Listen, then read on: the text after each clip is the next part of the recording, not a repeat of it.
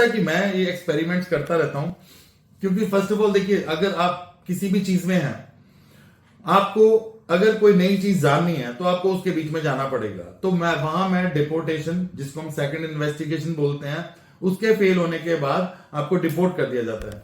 तो मैं जब यहां से गया तो मैं अपना टिकट बाय करके नहीं गया, जिसको हम रिटर्न टिकट बोलते हैं। सिर्फ मैं जाने जाने का टिकट बाय करके गया था। और मुझे उन्होंने पूछा कि आपका टिकट कहाँ है, जब मैं लैंड हुआ अमेरिका में।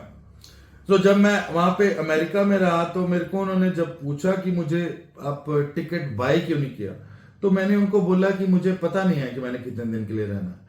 तो ही वॉज वहां भी वो शॉक्ड और सरप्राइज थे कि ये कैसे है कि आप यहाँ पे ट्रिप के लिए आए हैं और आपको ये नहीं पता आपके कितने दिन का ट्रिप है। मैंने कहा कि मुझे नहीं पता, if I have to buy a ticket तो मैं अगर कल जाना है तो मैं रात को टिकट बाय करूंगा and I will go there. चलो जी, वो हो गया कंफ्यूज। वहां पे तो कंफ्यूज नहीं, मतलब वो क्लियर थे कि भैया इसको सेकंड इन्वेस्टिगेशन पे भेजना है, हमारे से कुछ समझ नहीं आ रहा। तो फिर वो मुझे सेकंड इन्वेस्टिगेशन में एक रूम में लेके गए। रूम से पहले जब मेरा तो जो मेरा एयरलाइंस में मेरा बैगेज था, मेरा बैगेज मंगवाया, मुझे वहां पे बैगेज के साथ बिठाया, मेरे को एक टैग दिया, मेरा नंबर था अप्रोक्सीमेटली 15। तो 15 नंबर पे मेरा काइंड ऑफ सेकंड इन्वेस्टिगेशन होना था। जो बहुत सारे लोग, उनका सेकंड इन्वेस्टिगेशन चल रहा था, तो उनका तो कोई और मोटिव था, बट मेरा ये प्रॉब्लम था। तो मैं जब सेकंड इन्वेस्टिगेशन पे गया तो उन्होंने बोला कि जब मैं उनके पास खड़ा तो मेरे को उन्होंने बोला कि मतलब कोई प्लान्स नहीं है आपके, आप अमेरिका आ रहे हैं, हाउ इज इट पॉसिबल। तो ये कैसे पॉसिबल हुआ। तो मैंने उनको बताया कि ऐसा है कि मेरे को अभी नहीं पता मैं कितने दिन स्टे करने वाला हूं, हो सकता है मैं 10 दिन स्टे करूं, हो सकता है मैं 20 दिन स्टे करूं, तो मैं उससे ज्यादा स्टे नहीं कर पाऊंगा। कि फिर आपकी रिटर्न टिकट क्यों नहीं है। अगर आमतौर पे सारे रिटर्न टिकट लेके जाते हैं कि सारों को पता होता है ये रिटर्न टिकट लेके जानी है, बंदा बिना टिकट के आ गया।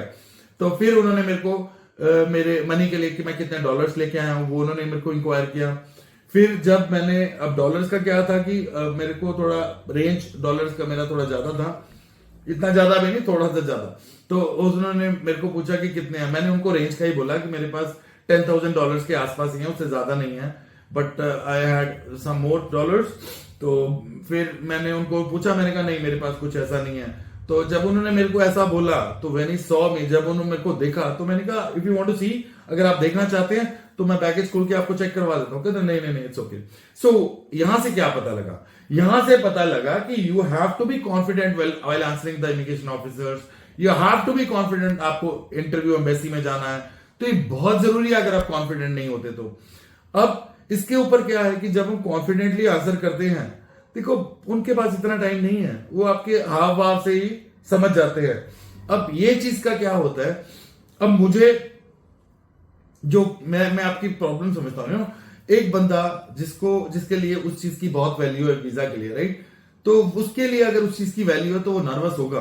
बट इसी चीज का आपको कॉन्फिडेंट रहना बहुत जरूरी होता है, क्योंकि कई बार आप सच्चे होने के बावजूद भी आपको प्रॉब्लम आ सकती है अगर आप कॉन्फिडेंट नहीं हो तो एटलीस्ट बी प्रिपेयर्ड।